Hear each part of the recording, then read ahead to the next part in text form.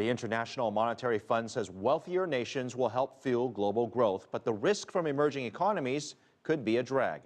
The IMF also cited geopolitical risks from countries such as Ukraine, where tensions are high.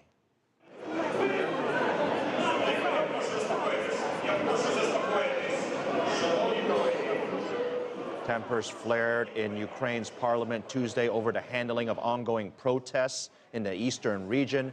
Pro-Russian demonstrators seized a number of government buildings Sunday. They are asking for a referendum to become a part of Russia. Ukraine says this is Russia's attempt to dismember the country and seize more territory. Russia denied involvement and warned Kiev about using violence against Russian speakers. Ukrainian police arrested demonstrators in several cities. Authorities removed armed protesters from inside public buildings in Kharkiv, but demonstrations continued outside. Now, tensions in Ukraine could worsen as the government enforces spending cuts. Michal Bardavid explores the impact to citizens.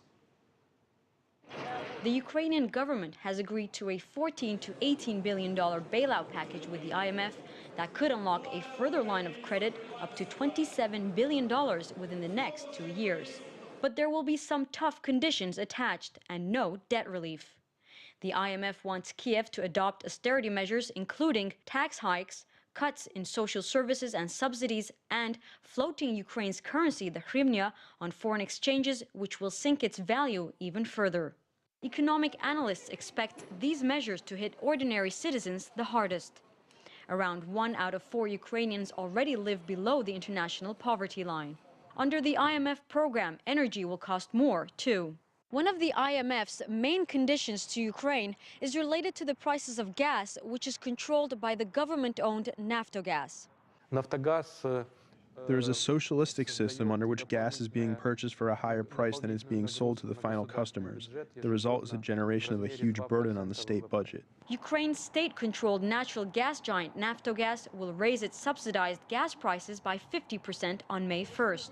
The subsidy reforms will cut entitlements for the rich. Currently, all layers of the population receive subsidies distributed equally, regardless of income.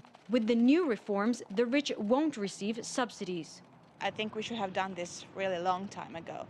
And I'm perfectly fine. Personally, I'm fine with that. I think it's just fair and it's very good for the economy, especially now we have a very hard time, after all this revolution and after all this happening. With the IMF deal already leaving ordinary Ukrainians little to cheer about in the near term, they are also facing a looming energy war with Russia.